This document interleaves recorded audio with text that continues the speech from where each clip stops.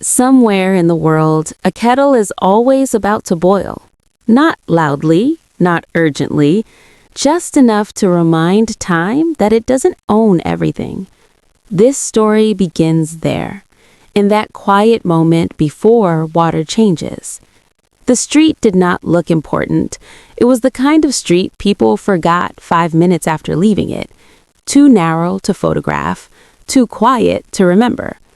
In London, it felt like a side road behind an old train station where footsteps softened out of respect.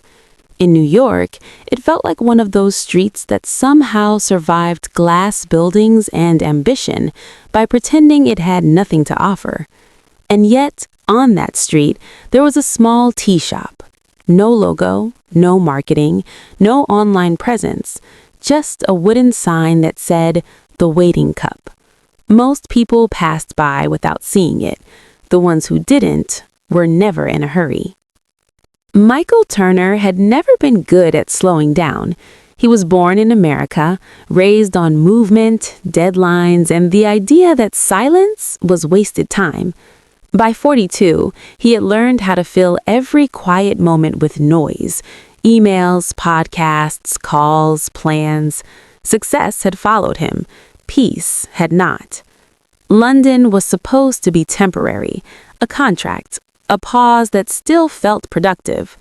On his fourth evening there, rain followed him like a memory he couldn't shake. His phone battery died, his schedule collapsed. For the first time in years, there was nowhere urgent to be. That was when he noticed the light. Warm, steady, unapologetically slow. He stepped inside. The bell above the door rang once. It sounded older than the building. The shop smelled like things that didn't rush. Tea leaves, rain-soaked wood, time resting instead of moving. Behind the counter stood a woman. She wasn't young. She wasn't old. She had the kind of face that belonged to no decade. Calm eyes, still hands. "You don't need to decide," she said, before Michael spoke. He smiled out of habit. Everyone says that. She didn't respond. She poured. The cup was ceramic, warm, slightly imperfect.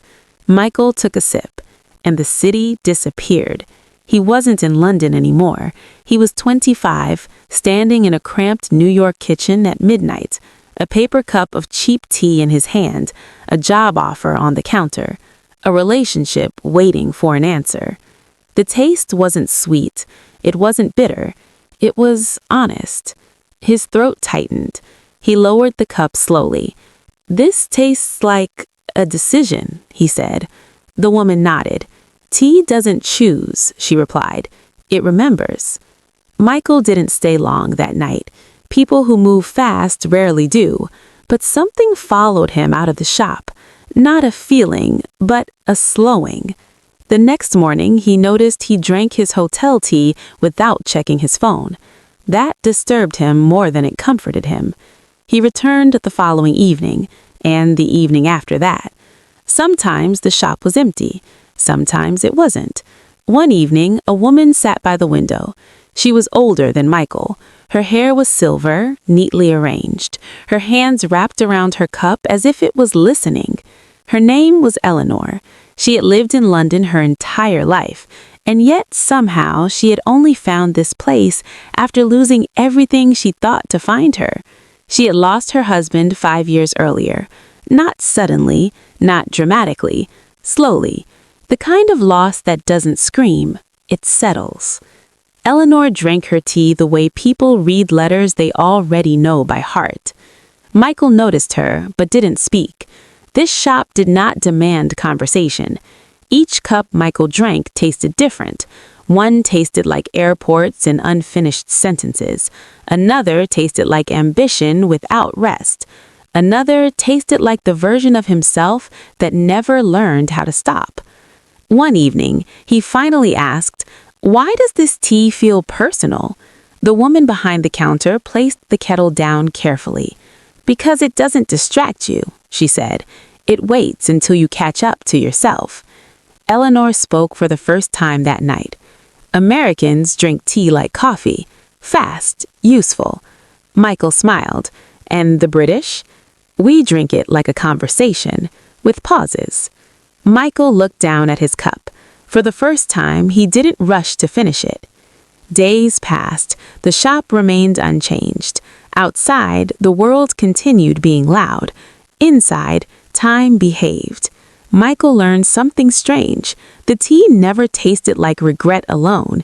It tasted like understanding. Eleanor explained it best one evening. Tea doesn't bring people back, she said. It lets them sit beside you without hurting. Michael didn't answer. He didn't need to. One night, the woman behind the counter placed a cup between them. For both of you, she said.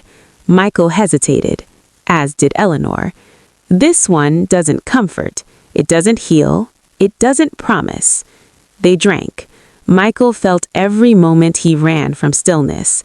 Eleanor felt the quiet acceptance she had delayed. No tears, just clarity. The shop began to feel lighter after that. Not emptier, complete.